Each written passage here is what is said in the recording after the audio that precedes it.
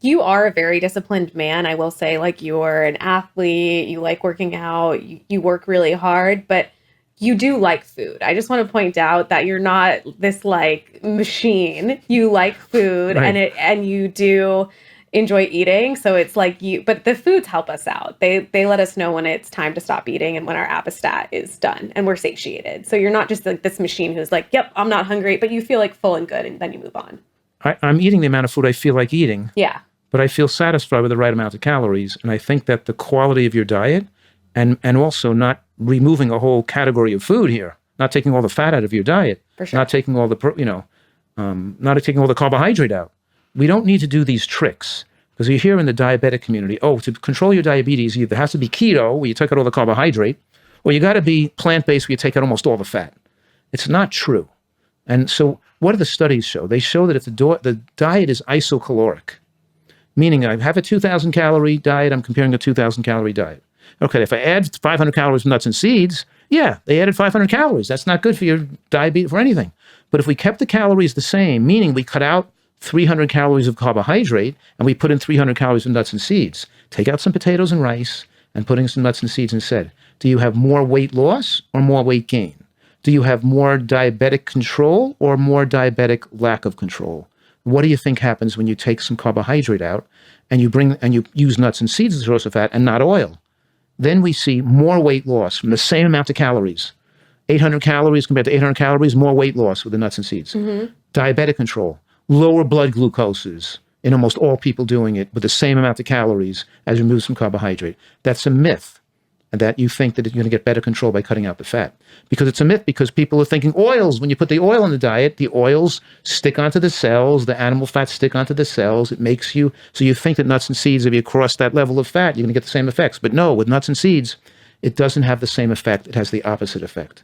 And I even have data here to show, here's nuts and seeds weight loss references. Here's 1, 2, 3, 4, 5, 6 references showing more weight loss by putting more nuts and seeds in the diet, and removing some carbohydrate.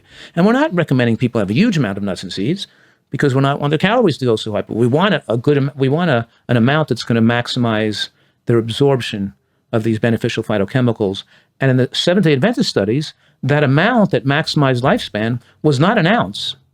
It was over an ounce. It was about 1.5 ounces for most people, or 1.25 ounces to 2 ounces. So we're talking about the sweet spot is around 1.5 ounces as the minimum for maximizing lifespan, which is about 0.5 ounce of nuts with each meal as a minimum.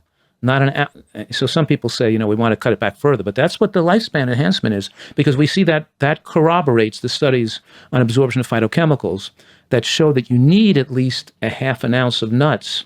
You need a certain amount of grams of fat for the absorption of carotenoids and phytochemicals to go from almost zero to get to levels where you're absorbing the majority of nutrients in what you just ate. So everything corroborates and makes a lot of sense. So here's a study on nuts and the prevention and management of diabetes, published in 2023, a recent study of nutrients.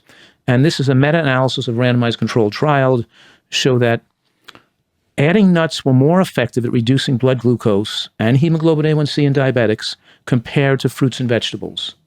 Can you say that again? Yes. Adding nuts was more effective at lowering blood glucose compared to adding more fruits and vegetables. Wow. So that nuts were, the overall findings were that the reduce of developing diabetes reduced by 30%. Adding nuts reduced gallstone formation too. 26 trials were included which showed that the tree nuts significantly lowered fasting glucose. And the overall findings were that people had longer lifespans, better diabetic control, and desirous of less calories. So it helped them be better it helped them control their appetite and desire to overeat better. People are so afraid of eating nuts, but we're not talking about sitting here in front of the television set and eating a bag of cashews.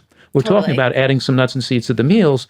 But there are the rare individuals who maybe sit there and a food addict who are eating cashews, but that doesn't make it bad for all us other normal people who are learn the right type of emotional health and emotional skills and tools to not to sit there and eat and snack all day with a bag of candy or a bag of nuts in your hand.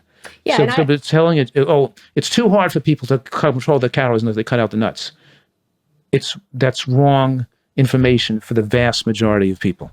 And even food addicts, you still recommend food addicts eat nuts and seeds, or someone that struggles with food Pulling addiction. out of the nuts and seeds of the diet increase the risk of food addiction behavior Right. because they give it less because they feel like they're going to be more triggered to want to eat something to make up for the fat they're missing. Right. It actually helps to give them some nuts and seeds. So we're trying to just diffuse all the anti-nuts and seeds information out there, Yeah.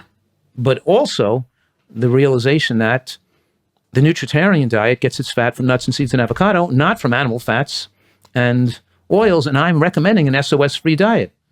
SOS-free, sugar, salt, and oil-free.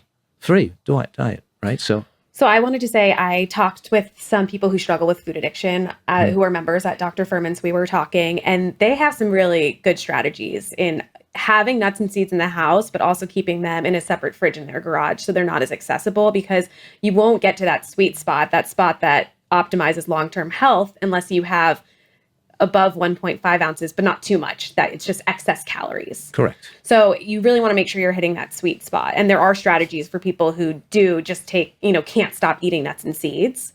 But I just wanted to make it crystal clear that nuts and seeds bind with nutrients like micronutrients, phytochemicals, antioxidants. So that's why it's really beneficial to not just eat them, but also eat them in your salad, in your entree, and stuff like that, so that you're mixing fat with your full diet, or just on it by itself. If you had the salad or the entree without the nut and seed sauces, you can just put a few almonds and walnuts in your mouth separate, and it would still chew them down. You're saying you don't have to eat it at the same time you're chewing the other food in your mouth. No, but like, what if you're snacking on just nuts and seeds while you're watching TV and not including it in your salad? I always thought you wanted people to have it with your salad.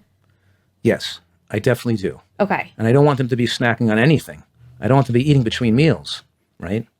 But if they had no fat in their diet and they had nuts and seeds as a snack, they would still absorb the nutrients from the meals better, because the nuts and seeds would stay in the digestive tract so long, the fibers are digested so slowly and the fats digested so slowly that it would linger in the brush border of the small intestines and enhance the absorption of phytochemicals if they had the meal a few hours later. So yes, they would still get some benefit from it. But it is recommended to have it with your salad, or no? Yes. Okay. I don't want people to snack on it. But you asked, but there's still if they did not have any in the whole day and they had some as a snack, it would be better than not having any. For sure. It would still do some benefit, but assume they're not overeating calories. Right. But I don't want people to do it that way. Okay. And then just the study you were talking about before, is you were also saying that you want them to have fruits and vegetables. Obviously, that's that's without a doubt. But some reduction in fruit and vegetables is totally fine to make room for the nuts and seeds. Right, because most of the fruits and vegetables get most of their calories from carbohydrate. Mm-hmm. So we're cutting back some fruit and vegetable containing carbohydrates, a little bit less fruit, a little bit less grain, or a little bit less whatever it is you're eating, squash, peas, a little bit less carbohydrate, a little bit less fruits and vegetables with and a little bit more nuts and seeds, which don't contain carbohydrate. It doesn't just lower the nuts, it just doesn't lower your blood glucose because you're not consuming a glucose-containing food, but it also is lowering your blood glucose because there's more efficiency of phytochemical absorption, which then can help repair the damaged beta cells in the pancreas causing the diabetes. There's a lot of beneficial effects from utilizing these nuts and seeds in the diet, even with diabetes. So there's too much fear around nuts and seeds, and some plant-based groups or plant-based entities or advisors advising reduction of nuts and seeds to the point which is not supported in the scientific literature. The literature shows the opposite, that we want to include these nuts and seeds in your diet. Because as long as your calories are favorable, as long as you adjust the calories to the favorable range, right? Because nuts and seeds melt heart disease. That's what you always say. I say that? Yeah. I never heard that before. You always say it. Nuts and seeds melt heart disease?